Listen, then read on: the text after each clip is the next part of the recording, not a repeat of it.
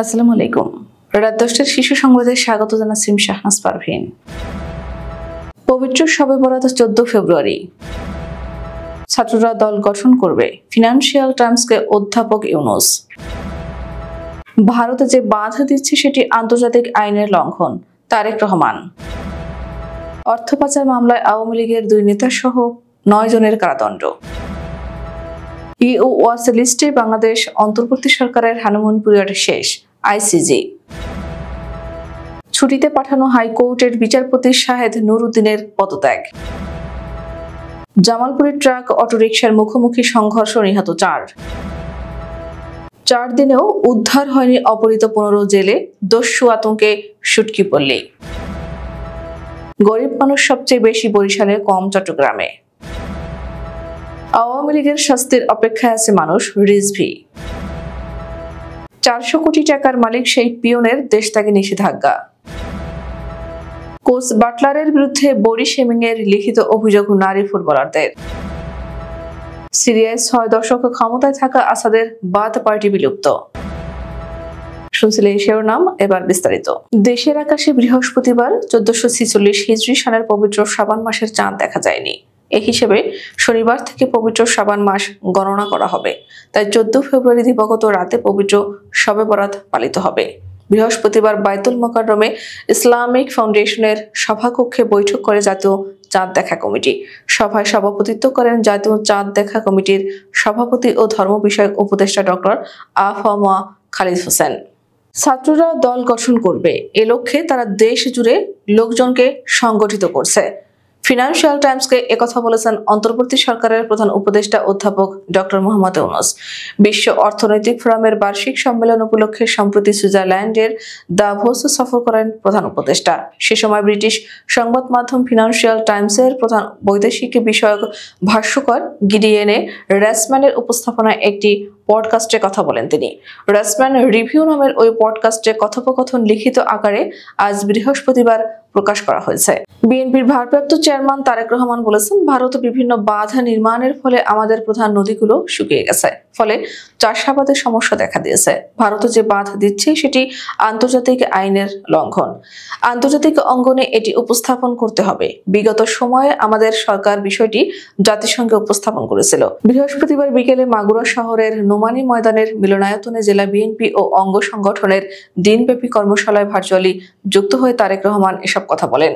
অর্থ পাচার প্রতিরোধ আইনে করা মামলায় গ্যান্ডারিয়া থানা আওয়ামী লীগের সাবেক সভাপতি এনামুল হক এনু এবং তার ভাই ও একই ইউনিটের সাবেক যুগ্ম সাধারণ সম্পাদক রূপন ভূঁইয়াকে 7 বছর করে কারাদণ্ড দিয়েছেন আদালত। আজ বৃহস্পতিবার ঢাকার বিশেষ জজ আদালত 6 এর বিচারক মাসুদ পারভেজ এই রায় দেন। পাশাপাশি তাদের 34,26,600 টাকা জরিমানা করা হয়েছে। এছাড়া এই মামলায় আরো 7 জনকে 4 বছরের কারাদণ্ড দেওয়া হয়েছে। ইন্টারন্যাশনাল ক্রাইসিস গ্রুপ বলেছে, বাংলাদেশের অন্তর্বর্তীকালীন সরকারের জন্য হানিমুন পিরিয়ড এখন ভালোভাবে এবং সত্যি শেষ হয়ে গেছে। রাজনৈতিক দলগুলো এবং অন্যান্য মূল খেলোয়াড়রা নির্বাচনী সুবিধার জন্য সংস্কার নিয়ে আলোচনা ও দৌড়ঝাঁপ করায় এই বছর রাজনৈতিক চ্যালেঞ্জ আরও বাড়তে পারে। প্রতি বছর আইসিজি একটি ইউ ওয়াচ লিস্ট প্রকাশ করে। বৃহস্পতিবার প্রকাশিত সর্বশেষ নজরদারি তালিকায় বাংলাদেশের নাম উঠে এসেছে। ফ্যাসিবাদী সরকারের সহযোগী হওয়ার অভিযোগে ছুটিতে পাঠানো হাইকোর্টের বিচারপতি শাহেদ নুরুদ্দিন রাষ্ট্রপতির কাছে পদত্যাগপত্র পাঠিয়েছেন। বৃহস্পতিবার সুপ্রিম কোর্ট প্রশাসন বিষয়টি নিশ্চিত করেছেন। সুপ্রিম কোর্টের ওয়েবসাইটে বলা হয়েছে, বিচারপতি শাহেদ নুরউদ্দিন প্রধান বিচারপতির মাধ্যমে নিজ স্বাক্ষরযুক্ত পদত্যাগপত্র রাষ্ট্রপতির কাছে পাঠিয়েছেন। প্রধান বিচারপতির নেতৃত্বাধীন সুপ্রিম জুডিশিয়াল কাউন্সিলে তার বিরুদ্ধে ওঠা অভিযোগের অনুসন্ধান চলমান রয়েছে। জামালপুরে ট্রাক ও সিএনজি চালিত অটোরিকশার মুখোমুখি সংঘর্ষে 4 জন নিহত হয়েছেন। বৃহস্পতিবার সন্ধ্যা 7টার দিকে সদর উপজেলার দিকপাইত এলাকায় এ দুর্ঘটনা ঘটে। প্রত্যক্ষদর্শীরা জানান, নান্দিনা থেকে ছেড়ে আসা নম্বরবিহীন বালুবাহী ট্রাকের সঙ্গে অটোরিকশার মুখোমুখি সংঘর্ষ হয়। এতে ঘটনাস্থলে 4 যাত্রী নিহত হন। আহত হন আরো 3 জন। তাদের হাসপাতালে নেওয়া হয়েছে। অটোরিকশাটি ময়মনসিংহ থেকে জামালপুরের দিকে যাচ্ছিল। খবর পেয়ে জামালপুর সদর সার্কেলের অতিরিক্ত পুলিশ সুপার মোহাম্মদ সোহরাব হোসেন, সদর থানার ওসি মোহাম্মদ মোহাম্মদ কবির ও নরুন্দি পুলিশ তদন্ত কেন্দ্রের ইনচার্জ পরিদর্শক নূর মোহাম্মদ ঘটনাস্থল পরিদর্শন করেন।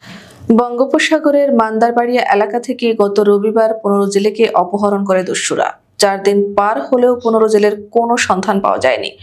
অপহৃত জেলের অবস্থান শনাক্তের চেষ্টা চালাচ্ছে কোস্টগার্ড ও বন বিভাগ, কিন্তু এখন পর্যন্ত কোনো তথ্য পাওয়া যায়নি। বৃহস্পতিবার দুপুর 2:30টার দিকে মোবাইল ফোনে এ তথ্য জানিয়েছে কোস্টগার্ড পশ্চিম জোনের মিডিয়া সেল। অপহৃত জেলেদের উদ্ধার ও সুন্দরবনকে দস্যুমুক্ত করতে দ্রুত কার্যকর ব্যবস্থা গ্রহণের দাবি জানিয়েছে দুবলারচরের ফিশারম্যান গ্রুপ ও সুটকিপল্লীর জেলে সমিতি। এই সংগঠনের পক্ষ থেকে সরকারের স্বরাষ্ট্র মন্ত্রণালয় ও র্যাবের কাছে আবেদন জানানো হয়েছে। গত রবিবার দিবাগত রাত 12:30টার দিকে বনদস্যু মজনু বাহিনীর অস্ত্রধারীরা সাগরে মৎস্য আহরণের নিয়োজিত জেলেবহরে হানা দেয়। দেশের সবচেয়ে বেশি দারিদ্র মানুষের বসবাস এখন বরিশাল বিভাগে 26.6%, আর চট্টগ্রাম বিভাগে সবচেয়ে কম দারিদ্রতার হার 15.2%। বৃহস্পতিবার বাংলাদেশ পরিসংখ্যান ব্যুরোর প্রকাশিত বাংলাদেশের দারিদ্র মানচিত্র 2022-এ এ তথ্য উঠে এসেছে। এই মানচিত্রে বলা হচ্ছে দেশের 19.2% মানুষ দারিদ্র সীমার নিচে বসবাস করছে। শহরে দারিদ্র্যের হার 16.5% হলেও গ্রামে যেটি 20%-এরও বেশি। বাংলাদেশ জাতীয়তাবাদী দলের সিনিয়র যুগ্ম মহাসচিব রুহুল কবির রিজভী বলেছেন, আওয়ামী লীগ হরতালের ডাক দিলেই মানুষ লাফ দিয়ে পড়বে, এমনটা কখনোই হবে না। বরং মানুষ এই ফ্যাসিস্ট দলটির শাস্তির জন্য অপেক্ষা করছে। বৃহস্পতিবার দুপুরে রাজধানীর পল্টনে দলীয় কার্যালয়ের সামনে এক আর্থিক সহায়তা প্রদান অনুষ্ঠানে ফেব্রুয়ারিতে অনুষ্ঠিতব্য আওয়ামী লীগের হরতাল কর্মসূচি প্রসঙ্গে এসব কথা বলেন রুহুল কবির রিজভী। বিএনপির ভারপ্রাপ্ত চেয়ারম্যান তারেক রহমানের পক্ষ থেকে প্রতিবন্ধী রিকশা চালক মামুনের জন্য আর্থিক অনুদান প্রদান অনুষ্ঠানের আয়োজন করা হয়। বিএনপির এই সিনিয়র নেতা বলেন, জুলাই বিপ্লবের শহীদদের পরিবার এবং আহতরা বিচার চায়। সাবেক প্রধানমন্ত্রী শেখ হাসিনার বহুল আলোচিত ব্যক্তিগত সহকারী 400 কোটি টাকার মালিক জাহাঙ্গীর আলম ও তার স্ত্রী কামরুন নাহারের দেশত্যাগে নিষেধাজ্ঞা দিয়েছে আদালত। দুর্নীতি দমন কমিশনের আবেদনের পরিপ্রেক্ষিতে ঢাকা মহানগর দায়রা জজ আদালতের বিচারক মোহাম্মদ জাকির হোসেন গালিব বৃহস্পতিবার এই আদেশ দেন। আবেদনে বলা হয়, সাবেক প্রধানমন্ত্রী শেখ হাসিনার সাবেক ব্যক্তিগত সহকারী মোহাম্মদ জাহাঙ্গীর আলম ঢাকায় তার নিজ নামে 18,29,10,882 টাকার জ্ঞাত আয় বহির্ভূত সম্পদ অর্জন করেছে। তিনি তার মালিকানাধীন বিভিন্ন প্রতিষ্ঠানের নামে অবৈধ উপায়ে অর্জিত অর্থ ভোগ করার লক্ষ্যে 8টি ব্যাংক অ্যাকাউন্টের 23টি হিসাবে মোট 626,65,18,107 টাকা জমা বা ক্রেডিট ও জমাকৃত অর্থ বিভিন্ন মাধ্যমে উত্তোলন বা স্থানান্তর করে শাস্তিযোগ্য অপরাধ করায় দুদকের আইনে মামলা হয়েছে। টানা 2 সাফজয়ী বাংলাদেশের নারী দলের ফুটবলাররা হেড কোচ পিটার বাটলারের বিরুদ্ধে বডি শেমিং এর অভিযোগ এনেছেন। বৃহস্পতিবার নারী দলের 18 ফুটবলার স্বাক্ষরিত একটি 3 পাতার লিখিত অভিযোগ সংবাদ মাধ্যমে পাঠানো হয়েছে। সেখানে এই বডি শেমিং এর কথা উল্লেখ করেছেন তারা। বিষয়টি গতকাল বুধবার বাফুফের সভাপতি তাবিদ আওয়ালকে চিঠির মাধ্যমে জানিয়েছেন বলেও অভিযোগে মেয়েরা উল্লেখ করেছেন। নারীরা লিখেছেন, বাফুফে কোনো ব্যবস্থা না নিলে তারা গণ অবসরের সিদ্ধান্ত নেবেন, ধরে নেবেন দেশের ফুটবলে তাদের প্রয়োজন ফুরিয়ে গেছে। সিরিয়ায় ক্ষমতা ছেড়ে রাশিয়ায় পালিয়ে যাওয়া দেশটির সাবেক প্রেসিডেন্ট বাশার আল আসাদের বায়াত পার্টি বিলুপ্ত করা হয়েছে। বুধবার দেশটির নতুন সামরিক পরিচালনা খাতের মুখপাত্র কমান্ডার হাসান আবদেল গনির এক ঘোষণায় দলটিকে বিলুপ্ত করা হয়।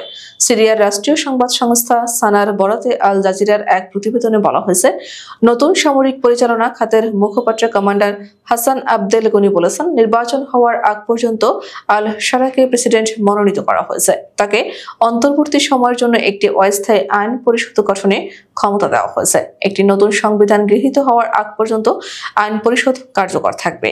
আমাদের আগামীকাল দুপুর 2টার শীর্ষ সংবাদ দেখার আমন্ত্রণ জানিয়ে এখনকার মতো বিদায় নিচ্ছি। দর্শক, ভিডিওটি শেষ পর্যন্ত দেখার জন্য আপনাকে অসংখ্য ধন্যবাদ। নিত্য নতুন সংবাদ পেতে আমাদের ইউটিউব চ্যানেলটি সাবস্ক্রাইব করুন ও নিয়মিত নোটিফিকেশন পেতে বেল বাটনটি ক্লিক করুন এবং আমাদের ফেসবুক পেজটিতে লাইক করুন। এছাড়াও আমাদের ভিডিওতে লাইক দিয়ে শেয়ার করুন। আল্লাহ হাফেজ।